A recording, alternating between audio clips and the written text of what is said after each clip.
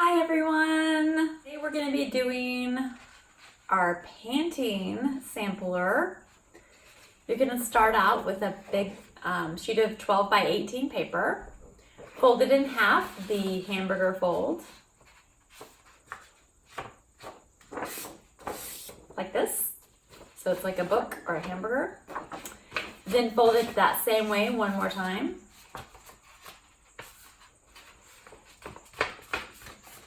And then fold it in half this way, the long way.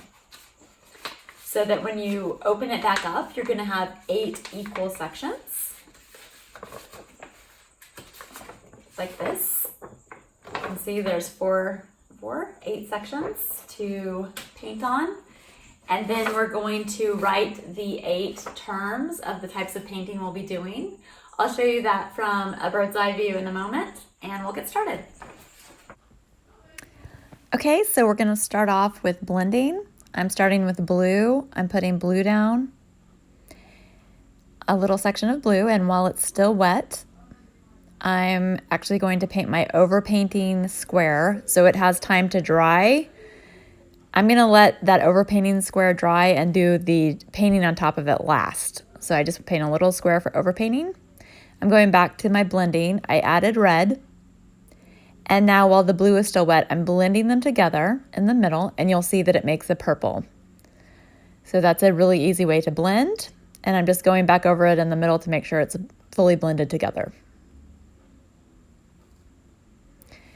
Here I'm doing dry brush. I just took my brush and wiped it off on my palette a little bit, and I'm just dragging the dry bristles across the paper. This is a great technique to use in many instances. For streaking, just put down a square of paint. While it's still wet, you're gonna drag another color of paint through it. You're not really blending it, you're just dragging paint through, and it gives this neat effect. For dabbing or stippling, it's like pointillism, you just make little dots of color.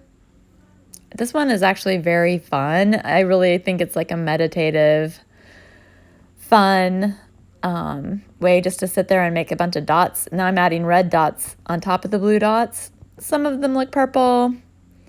It's just a nice way to create a pattern. You can add as many dots as you want, as many or as few. So this is for shading. I'm just gonna start off with a really big red circle. You can choose whatever color you want. For shading, to make it darker on one side, I add black and red together on my palette.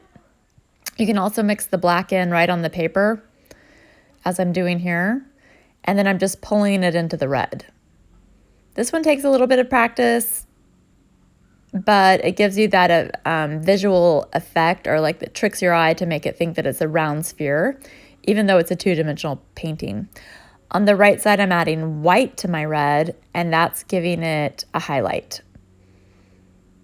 And then after I add the white on one side, and now I've added the black on the other side, I'm gonna go ahead and put more red back in the middle. I feel like I lost my main true color. So I'm just adding some red back into the middle. And this is a fantastic way to achieve shading, not just of a circle. You can shade any kind of an object. I like to think, where is the sun hitting? The sun's hitting where the white is. For sgraffito, just put down any wet area of paint. Any paint that's still wet, you can scribe into. Sgraffito, I think of like scratching. You take the back end of your paintbrush and you just draw some designs, and it literally scratches away the wet paint and leaves this really nice effect. I'm checking to see if my dry brushing is ready. If it's dry, now I can, it's not dry yet, so I'm gonna do sponging. I have a little sponge. I just dabbed it in some black paint, and I'm not even getting more paint on it. Now I'm just using it until it's dried up. That's a beautiful effect. I love sponging. It's good for so many reasons. Okay, my dry brush, my overpainting square is ready. It's complete. The blue is dry. So now I can paint any color on top. I'm gonna paint a black square, and you'll notice the black does not pick up the blue under it. That's because the blue has dried. With tempera, you can really do this. You can, once the tempera is dry, you can add another layer of any color on top of it, and it's not going to bleed through. I decided I'm going to add a white border. Again, the white is not picking up the blue because the blue has completely dried. Just decided to do like a white swirly kind of design on top, a curved line, and maybe some white dots.